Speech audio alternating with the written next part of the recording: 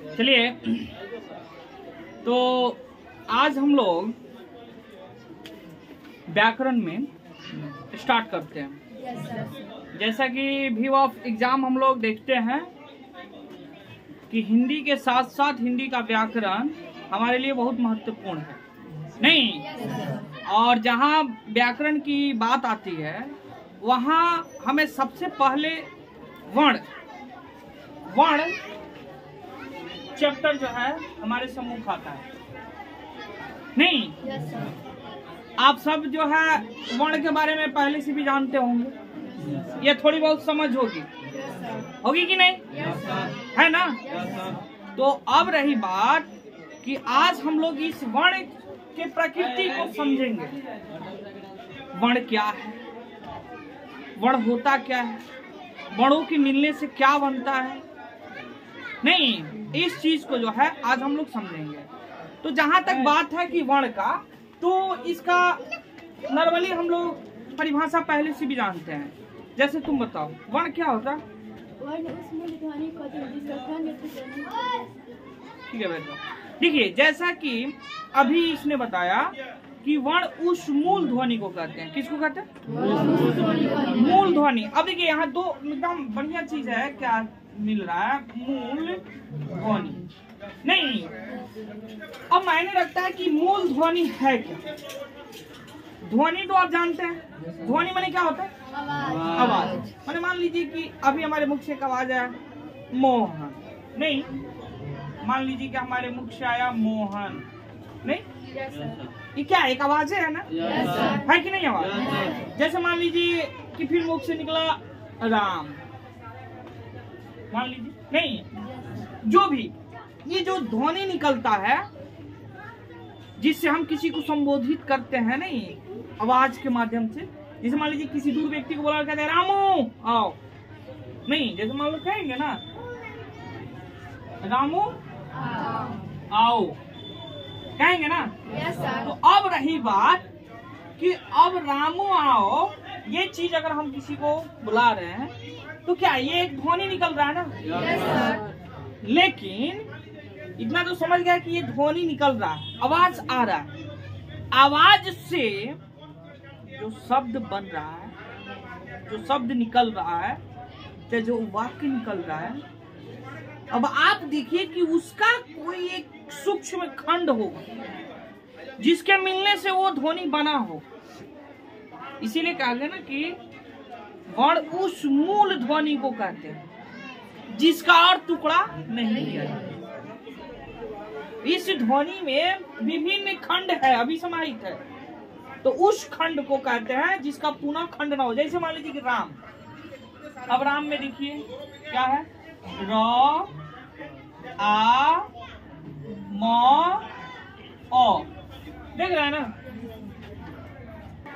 ठीक है, आप देखिए, मतलब एक राम को कहने में, देखिएगा, एक राम को कहने में इतने मूल खंड को कहना पड़ रहा है एक साथ मिला के, तब जाकर क्या बन रहा है? राम बन रहा है। देखिएगा, ये रा है ना, देख रहे हैं ना? आप रा का उच्चारण कीजिए, रा, नहीं? मतलब इसमें स्पष्ट है कि र और आ, ये मिला है तो रा बना है, ठीक है ना? ये देखिए, ये जिसको हम लोग हलंत भी कहते हैं, इसका संकेत ये है कि र जो है ना, यहाँ आधा रूप में है। किस रूप में? आधा रूप में। लेकिन हम लोग जो है छप्पर चढ़ाते हैं घर पर, तो देखना बांस का टेका लगा देते हैं, लगाते हैं ना?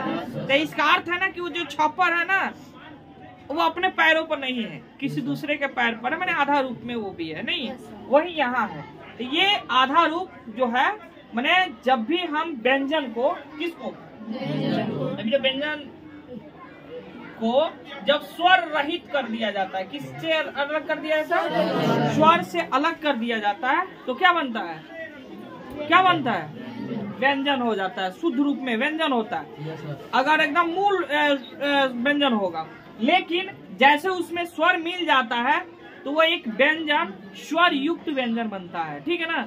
जैसे इसमें से अ हटा देंगे, अ नहीं आएगा, पूरा र नहीं कह सकते, क्योंकि जब पूरा र कहेंगे तो उसमें अ का उच्चारण आएगा, ठीक है ना? तो तो मतलब मेरे कहने का भी मूल जो बात है उसको आप समझिए।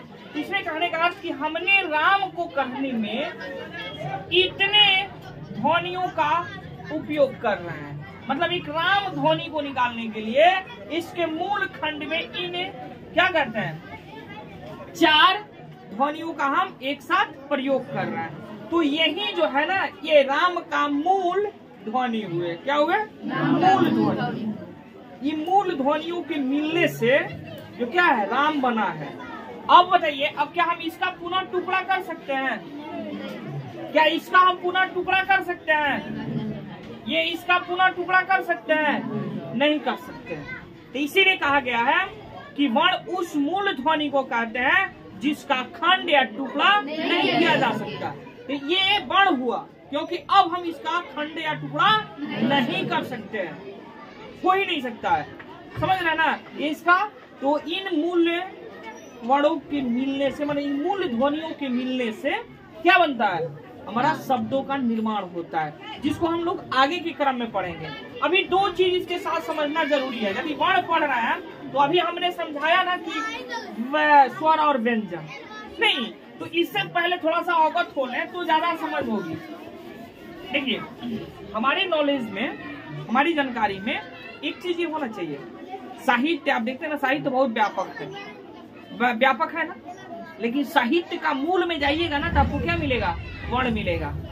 क्यों? वही खंडों से उन्हीं वर्णों को जोड़ कर शब्द बनते हैं, और उसी शब्दों को जोड़कर वाक्य बनते हैं, और उन्हीं वाक्यों को जोड़कर साहित्य रचित होता है कि नहीं? तो कहने का अर्थ कि मूल के वर्ण की अवधारणा को समझना हमारे लिए बहुत जरूरी है, बहुत जरूरी है। इस बात को एकदम ध्यान रखिएगा। तो अब देखिएगा, इससे समझने से पहले थोड़ा सा हम लोग स्वर पर विचार कर लें। ये स्वर होता है और यह व्यंजन होता है, ठीक है ना? ऐसा बात नहीं कि आप इनको नहीं जानते हैं, आप इसको जानते हैं, आप इसके बारे में आपकी समझ पूरी है। मैं इन समझ को थोड़ा सा अब में जो है लाने का प्रयास करता हूँ। आप लोग बताइए, जैसे कि शुरू में आप लोग जब पढ़ रहे होंगे दूसरा, तीसरा, पहला में, वहाँ आपको आपके गुरुजी जो हैं अ आप पढ़ाए होंगे या क ख पढ़ाए होंगे, क ख ग घ अंग च छ ज झ य पढ़ाए होंगे कि नहीं पढ़ाए? अभी दोनों को तो जानते हैं ना? तो उसी दोनों को जिसमें अ आप कहते हैं, इसकी संख्या 11 होती है। कितनी? 11। तो इससे स्वर कहा जाता है। क्या कहा जाता है? स्वर। अब स्वर इसे क्यों कहा जाता है? इसके पीछे कारण है कि इनके उच्चारण में किसी दूसरे वर्ण की सहायता नहीं ली जाती है। ये स्वतंत्र रूप से उच्चारित होते हैं। क्या होते हैं? स्वतंत्र रूप से उच्चारित होते हैं। किसी दूसरे वर्ण की जरूरत इनको नहीं पड़ती है। इनको किसी चाड़ी की आवश्यकता नहीं है, किसी की दूसरे की सहारे की आवश्यकता नहीं होता है। तो ये स्वर होते हैं। तो स्वर जो है अ आ का होता है। अ आ ई हसई उ हसऊ री ए ओ औ। बस ये पूरे 11 होते हैं, ठीक है? इनको स्वर कहा जाता है, ठीक है ना? अब इसका निर्माण कैसे होता है, जैसे आ का निर्माण, ई दीर्घिकार ई का निर्माण कैसे होता है, इस पर भी हम लोग बाद में चर्चा करेंगे। अभी थोड़ा सा नॉर्मली चर्चा करते हैं। उसके बाद व्यंजन वर्ण। व्यंजन वर्ण में आता है क वर्ग। क वर्ग मतलब पता है ना? फिर च वर्ग, फिर क वर्ग, फिर क वर्ग, फिर प वर्ग, फिर देखिए या रा ला व लामे स मुतन स दन स हा सा रा अज्ञ। इसके साथ इसमें 2 वर्णों की और चर्चा आ जाती है। ड आई ढ, देख रहे हैं? ड ढ। और उसके साथ एक और आ जाता है क्या? अनुस्वार और विसर्ग, ठीक है ना? ये टोटल आ जाते हैं किसमें? व्यंजन वर्ण। अब व्यंजन वर्ण में क्यों आते हैं? क्योंकि इनके उच्चारण में स्वर की सहायता ली जाती है। माने ई जो है स्वर नहीं मिलेगा तो यह अपाहिज है। क्या है? अपाहिज है। जब स्वर मिल जाता है तो ये पूर्ण हो जाता है, ठीक है ना, और अपने अस्तित्व में आ जाता है। जैसे हम अभी बताए ना, जैसे क का उच्चारण देखिए कर रहे हैं तो क आकर और लास्ट में अ का रेखारी आ रहा है, देख रहे हैं ना, तब पूरा क का उच्चारण हो रहा है कि नहीं हो रहा है? तो इसका अर्थ है कि क में अ मिला है, क्या मिला हुआ है, तब अब क जो है पूर्ण अस्तित्व में है। समझ रहे हैं ना?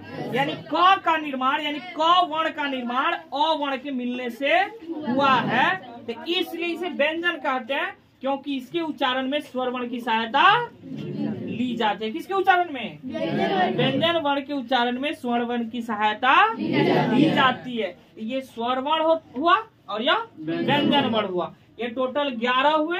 कितने हुए? 11 हुए, और ये टोटल 41 होंगे। कितने होंगे? पूरे हिंदी वर्णमाला में इनकी संख्या कितनी हो जाएगी? 52। जबकि इसके पहले आप लोग 44 पढ़े होंगे या 47 पढ़े होंगे? पढ़े होंगे ना। लेकिन अब हमें कितना पढ़ना है? 52 पढ़ना है। अब रही बात कि अगले क्लास में हम इन वर्णों के बारे में पूरी विस्तृत जानकारी प्राप्त करेंगे। ठीक है, जय हिंद।